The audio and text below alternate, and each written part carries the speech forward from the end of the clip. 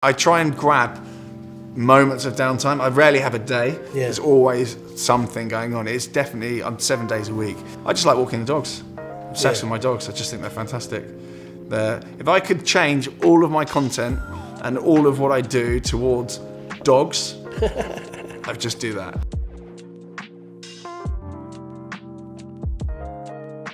I'm Tom. I'm TG on the internet, which is my initials.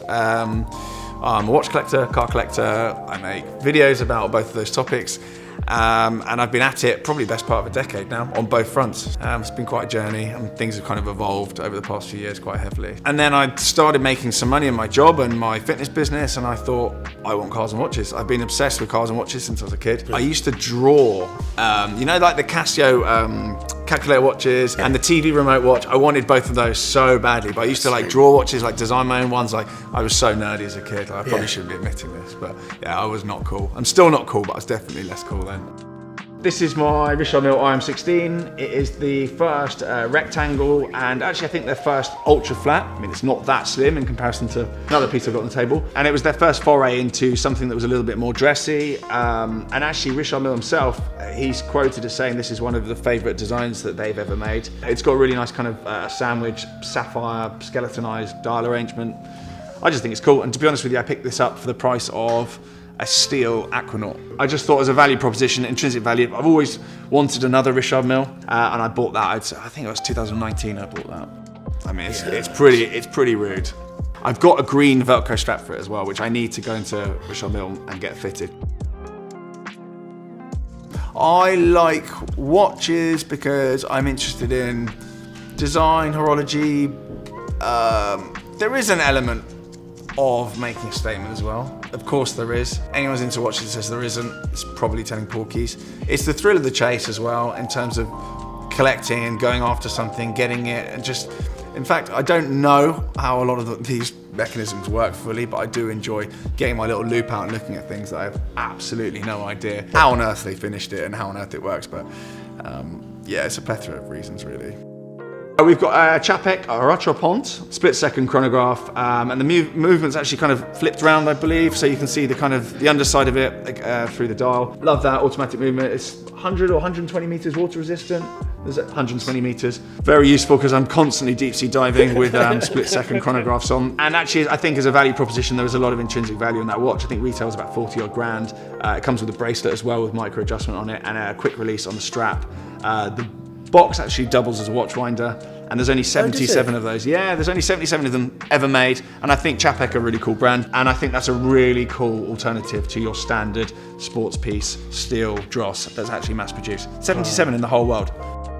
The stuff I brought along today is just a bit weird, and there's more weird stuff in the lockup as well, so if you want more weird stuff, we've got more in stock.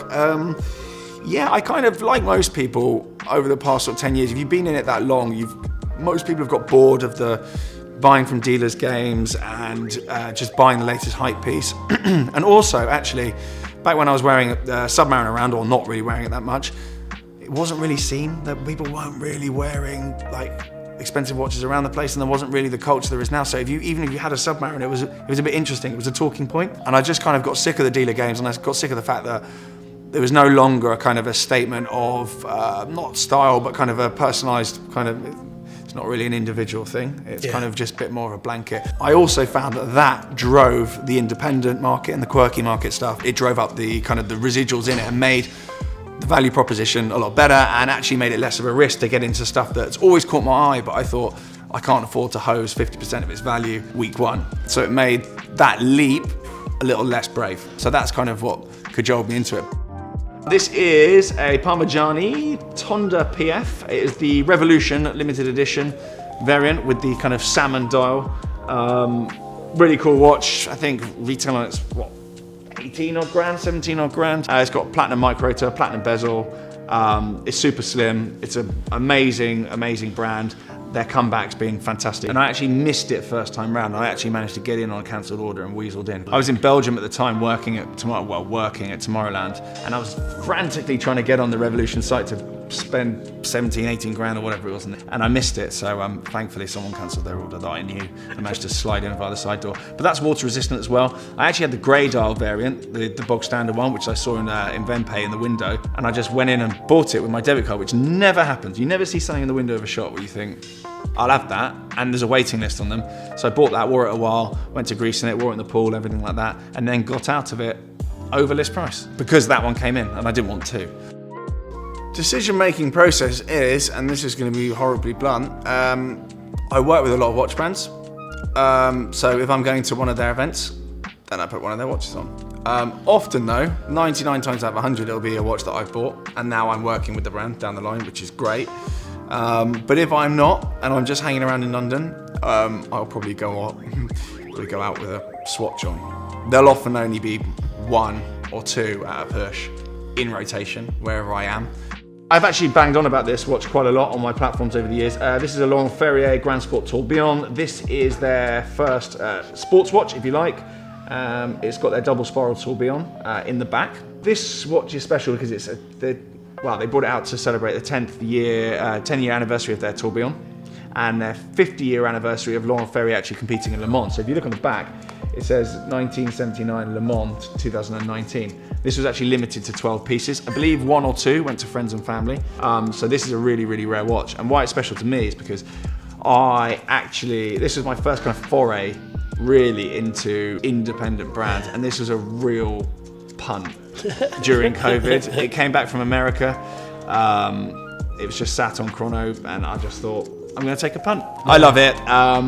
I don't think it's particularly waterproof. I don't think it's particularly even a sports watch. No. But that Grand Sport line now has come out with full rose gold variant with brown dial, and it's 250, 260 grand.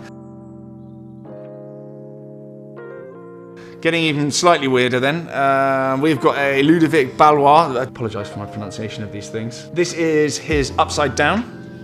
I bought this actually only a few months ago. I bought it from Germany. Flew over and got it.